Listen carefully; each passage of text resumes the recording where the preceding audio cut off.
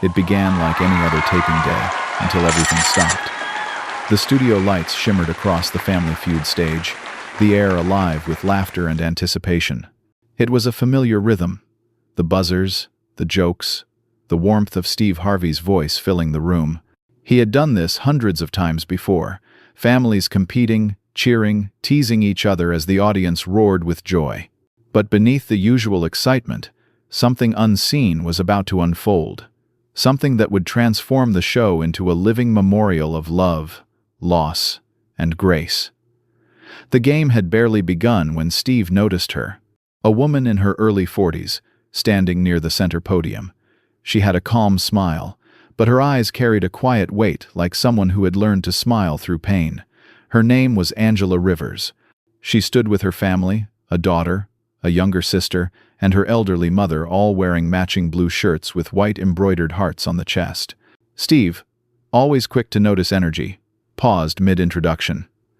"Y'all look like y'all came straight out of church," he joked, earning laughter from the crowd. Angela smiled politely, but her hands trembled slightly at her sides. Steve tilted his head, studying her face. "You okay, baby? You look like you got something on your mind." Angela nodded quickly. "Yes, sir. I'm okay. Just excited to be here." But her voice caught on the last word just enough for him to notice. "All right," Steve said warmly. "We gon' make sure you have a good time. Don't worry about nothing.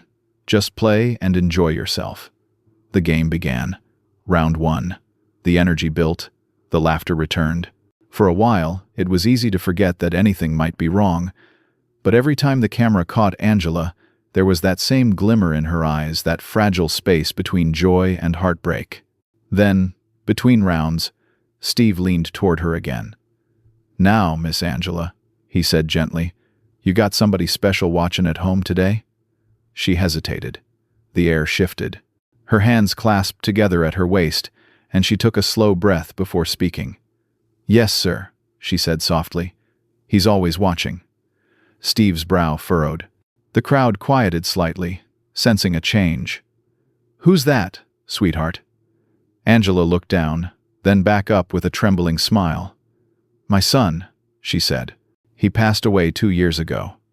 The audience fell completely silent. Steve lowered his microphone, his expression softening instantly. He didn't move. He didn't fill the air with jokes or platitudes. He just stood there still, present, giving her space to breathe through the pain that had just entered the room. Angela's mother reached over, gently squeezing her arm. "It's okay, baby," she whispered. Steve nodded slowly. "Take your time," he said softly. "Ain't no rush." Angela exhaled shakily. "He was 17, she continued, her voice steadying as she spoke. "His name was Michael. He loved this show. Said one day, we were gonna come play together." Steve's eyes glistened under the lights. He bowed his head slightly. 17, he repeated quietly. "That's a young man." "Yes, sir," Angela said. "He was full of life. He loved to make people laugh. Just like you." A quiet chuckle rippled through the audience, not out of humor, but out of empathy. Steve smiled faintly. "Well, then I already like him," he said. Angela nodded, blinking back tears. "Before he passed," she continued, "he left me something. Something I didn't find until months later. It was a letter. He hid it in my Bible." Steve's lips parted slightly, his expression frozen between surprise and sorrow. "A letter?" he said softly. Angela nodded again, her eyes glistening. "He wrote it before his last surgery. I think he knew, and he didn't want to scare me. I found it when I was cleaning one night." The crowd was silent now, the kind of silence that feels heavy with reverence. Even the air seemed to slow. Steve took a step closer, lowering his voice. "What did he say in that letter, Angela?" She looked down at her hands, trembling now. "He told me not to be sad. He said, 'Mom, when you miss me, watch Family Feud. Steve Harvey always made us laugh together. So when you laugh, you'll feel me close.'" Steve froze. His microphone lowered again, his other hand instinctively pressing over his heart. The audience gasped softly. Someone in the back whispered, "Oh my God." Angela continued, her voice breaking now. "That's why I came here today. I wanted to stand on the same stage that made my son happy. I wanted to laugh again for him." The sound that followed wasn't applause. It was a wave of quiet sobbing across the audience, the kind that rises and falls like a tide. Steve turned away, wiping his eyes, his shoulders trembling slightly. He took a deep breath, turned back, and said softly, "Miss Angela, you just turned this whole show into something holy." The crowd rose to their feet. No one spoke. No one needed to. And for the first time in the show's long history, laughter gave way to prayer not spoken, but felt in the way every heart in the room broke and healed at once. The studio lights dimmed slightly, softening into a warm amber glow that wrapped the stage in something almost sacred. Even the cameras seemed hesitant to move, as if afraid to interrupt the fragile stillness that had settled over the room. Steve Harvey stood quietly beside Angela, his usual quick wit and booming voice replaced by something gentler, something that lived deeper in the chest, where truth tends to echo the longest. Angela's daughter reached over, grasping her mother's hand. The audience, too, remained silent, their faces lit by the stage's soft light, eyes glistening in empathy. It wasn't just a story anymore, it was a communion. Steve finally broke the silence, his voice low. "Miss Angela," he said, "I gotta tell you something. You didn't just come here to play today. You came here to remind all of us what love looks like when it refuses to die." Angela smiled faintly, tears trembling at the edge of her lashes. "That's exactly what he wanted," she whispered. "He always told me, don't let sadness make you forget to laugh. He said laughter was how you talk to God without words." Steve's lips quivered. That's wisdom right there. That boy, he was wise beyond his years. Angela nodded. He was. He used to call himself my little teacher. He'd say, "Mom, you take care of everybody, but who takes care of you?" Steve placed a hand over his heart. "Lord, have mercy," he murmured. The crowd softly laughed through their tears. Angela continued, her voice steady now, finding strength in her story. "When I found the letter, I couldn't finish reading it at first. I couldn't. But one night, I sat down, and I read every word. He told me he wasn't scared anymore. He said he knew where he was going, and that he'd send me signs." Steve tilted his head. "Signs?" Angela smiled gently. "Little things. Songs on the radio, the smell of his cologne when no one's around. And every time I see something that reminds me of him, I hear his voice saying, 'See, Mom? I told you I'd never leave.'" The crowd stirred, a soft murmur of sniffles and shuffling feet. Some wiped tears quietly, others clasped their hands together as if in prayer. Steve took a step closer. "You know what's crazy, Miss Angela?" he said softly. "Sometimes, God lets people leave a message before they go, like he knows we gonna need it later.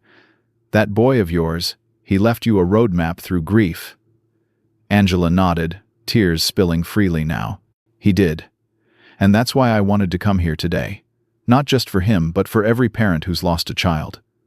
I wanted them to know it's okay to laugh again." Steve bowed his head, his voice trembling. "You just said the hardest sentence a person can say out loud. It's okay to laugh again. You don't know how many people you just helped." The audience erupted in soft applause, gentle, almost reverent. Steve raised a hand, asking them to stop. "Hold up. Let's just sit in that for a second," he said quietly. "She said it's okay to laugh again." He turned back to Angela, his eyes shining. "That's healing right there, Miss Angela. That's faith doing its best work." Angela took a deep breath. "You know what's funny, Mr. Harvey? I almost didn't come. I was scared I'd cry too much. But then I found something Michael hid in the back of his letter. A folded piece of paper." Steve frowned gently, curious. "What was it?" She reached into her pocket and carefully unfolded a small, worn piece of paper. The edges were frayed. The ink had faded slightly. "It was a question," she said softly. "He wrote, 'Mom, if you ever meet Steve Harvey, can you tell him thank you for making us laugh together?'" The air seemed to leave the room. Steve's jaw tightened. His eyes welled instantly. He took a step back, covering his mouth. The audience gasped, a ripple of emotion sweeping through them like a wave. Angela smiled faintly through her tears. "So, Mr. Harvey, thank you. From me and from Michael." Steve exhaled shakily, then turned away, wiping at his eyes. "Oh, Lord," he whispered. His shoulders trembled. "You can't do that to me, Miss Angela. You just can't." The crowd began to cry openly now. It wasn't a show anymore. It was human, raw, holy. Angela's mother reached out, touching Steve's arm gently. "He really did love your show," she said softly. "You made our house laugh when it felt like the world stopped spinning." Steve looked up toward the lights, blinking back tears. "I didn't know," he said, voice barely audible. "You never know what something means to somebody." The director's voice crackled in his earpiece, but Steve ignored it. He wasn't hosting anymore, he was standing inside something bigger than television. He turned to Angela again. "You said he left you signs?" Angela nodded. "Every time I see the number 17, I think of him. That was his age. It pops up everywhere, receipts, clocks, street signs. I think it's his way of saying hello." Steve smiled gently, through his tears. "Well, let me tell you something, Miss Angela. You just gave the world a sign. 'Cause somebody out there's watching this right now, and they're gonna see that it's okay to live again. That's your son's legacy." Angela's voice trembled. "I hope so. He always wanted to help people." Steve nodded. "He just did." The crowd rose to their feet again, not clapping, standing, respecting. Some prayed quietly. Others just stood with tears on their cheeks.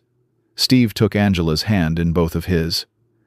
"You didn't come to play a game today," he said softly. "You came to remind us what love looks like after loss." Angela smiled through tears. "That's all I ever wanted." Steve bowed his head for a moment, then looked up toward the audience. "I think we all needed to hear this today," he said. "God sent Miss Angela to church, and we just happened to have cameras." The audience laughed gently, the tension breaking just enough to breathe again. But the emotion lingered warm, alive, eternal. And somewhere above the stage, as the golden lights flickered softly, it felt as though someone was watching, smiling. For several seconds, the applause didn't sound like applause at all. It sounded like hearts exhaling, like gratitude finding its voice again. Steve stood center stage, eyes glistening beneath the studio lights, microphone hanging loosely at his side. The sound faded, replaced by the quiet hum of lights overhead and the faint sniffles of an audience that had forgotten this was a game show. Angela stood beside him, still holding that small folded note, the one her son, Michael, had left behind. The paper trembled slightly in her hands, but she didn't hide it. She held it the way a mother holds the last physical trace of her child, delicately, reverently, as if it contained a heartbeat. Steve took a slow step closer. "Can I?" he asked, his voice low, careful. Angela nodded, offering him the letter. Steve took it with both hands, unfolding it like a sacred relic. The writing was small and uneven, the kind of handwriting that still carried the impatience of youth. The audience leaned forward, the air thick with anticipation and tenderness. Steve looked down at the faded ink and read softly, "Dear Mom, if you're reading this, that means I couldn't tell you in person, but please don't cry too long, okay? God told me He's got me covered. I'm not gone. I'm just somewhere you can't see yet. And when you laugh, especially when you laugh watching Steve Harvey, I'll be right next to you." His voice faltered. He looked up, blinking rapidly. The crowd's silence deepened, the weight of the boy's words sinking like sunlight through water. Steve inhaled shakily and continued, "Oh, and one more thing, tell Steve Harvey thank you for helping me make you laugh when I was sick. He probably doesn't know, but he helped us both. Love you forever, Mom. Your boy, Michael." The final words broke him. Steve's hand went to his chest. His head dropped forward as he let out a trembling breath. The audience rose again, this time without prompting. A few people cried openly. A man in the back removed his hat and lowered his head. The sound engineer, his own face streaked with tears, turned down the background music entirely. Steve tried to speak but couldn't. The microphone caught only fragments, soft, broken phrases between breaths. This is why. You can't ever take laughter for granted. You just don't know what it means to somebody. He handed the letter back carefully, as though it were made of light. Miss Angela, he said, voice cracking, your son's words, they'll stay with me, forever. Angela smiled through her tears. That's all he'd ever want, she whispered. To be remembered through kindness. Steve nodded, steadying himself. You know, he said slowly, people always think what we do here is about fun and games. But this right here, this is God showing off. Because laughter and tears, they ain't opposites. They come from the same place. The heart. The audience murmured in agreement, heads nodding, tissues pressed to faces. Angela looked up, her voice stronger now. Before Michael passed, he used to say something to me every night. He'd say, Mom, we don't get to choose when we go, but we get to choose what we leave behind. Steve took a slow breath. And what he left behind, he said gently, was joy. She nodded, her tears falling freely now. That's why I came here, to leave a little of it behind too. Steve smiled faintly, shaking his head as though in disbelief at her courage. You know, you might have just done more healing in 10 minutes than some folks do in a lifetime. Angela laughed softly, a sound full of grace. He used to say laughter was medicine. I guess he was right. Steve looked at her, then at the camera, his voice firm but tender. You hear that, folks? Somebody out there's watching this right now. Maybe you lost somebody. Maybe you're carrying something too heavy to name. But this woman right here just told you the truth. Laughter don't mean you forgot. It means you remember with love. The camera cut to the audience, rows of tear-streaked faces, hands over hearts, strangers united by one woman's courage and one boy's words. Then Steve turned to Angela again. You mind if I keep a copy of this letter? Just a copy to remind me of what this show's really about? Angela nodded, her lips trembling into a smile. I'd be honored. Steve took the paper again, holding it gently. Thank you, Miss Angela, he said softly. And thank you, Michael. He raised his eyes toward the ceiling lights. You did good, son. The audience erupted not with noise, but with the sound of reverence. Dozens of hands came together in slow, rhythmic clapping, not a cheer but a heartbeat. The music director, eyes wet, began to play something soft, a piano melody, gentle as breath. Steve turned toward the crowd, his voice trembling but sure. You know what I think? He said. I think laughter is how heaven reminds us we're still connected. He looked at Angela again. And today, heaven just called collect. The audience laughed through their tears. Angela pressed the letter to her chest. Then, out of nowhere, one of the overhead lights flickered softly, a brief pulse of brightness, like a wink. Steve glanced up, then smiled, shaking his head. Well, look at that, he said quietly. Guess he heard us. The crowd gasped softly, several people whispering, That's him. Angela's daughter covered her mouth, sobbing. Steve walked toward her, voice steady. That's how they do it, he said gently. When love is strong, it finds its way back even through the lights. Angela nodded, whispering, Thank you. Steve smiled warmly. Don't thank me, he said. Thank your son. He just reminded all of us what forever sounds like. The camera zoomed out slowly. Steve, Angela, her family, and the audience, all bathed in the soft golden light that seemed almost alive now. The music swelled, and for a moment, it didn't feel like a show at all. It felt like a sanctuary. Steve stayed there a long time, one hand over his heart, the other gripping the microphone like it was the only thing anchoring him to the ground. The studio was silent, except for the faint hum of lights and the piano that continued to drift softly beneath it all. This wasn't television anymore. It was something sacred. Angela still stood at the podium, her letter folded carefully again, pressed against her heart. Her daughter leaned into her shoulder. Across the stage, even the crew, the camera operators, the lighting techs, the production assistants were crying quietly, shoulders shaking as they tried to keep working through their tears. Steve drew in a slow breath, the kind that feels like it has to move through both body and soul before it can leave. Then he spoke, voice deep and trembling.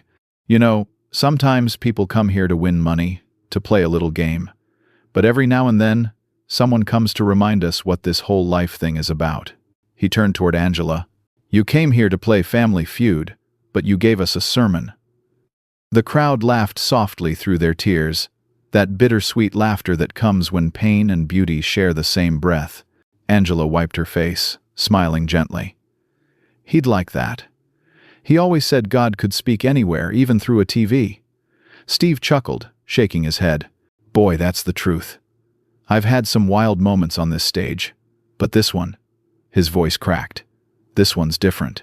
He paced a few steps, gathering himself. You said your son used to leave you signs, little ways to remind you he's still close. Angela nodded. All the time. Steve's eyes softened. Well, you just left one for somebody else. Somebody out there is watching this right now, maybe holding on to pain they ain't ready to face.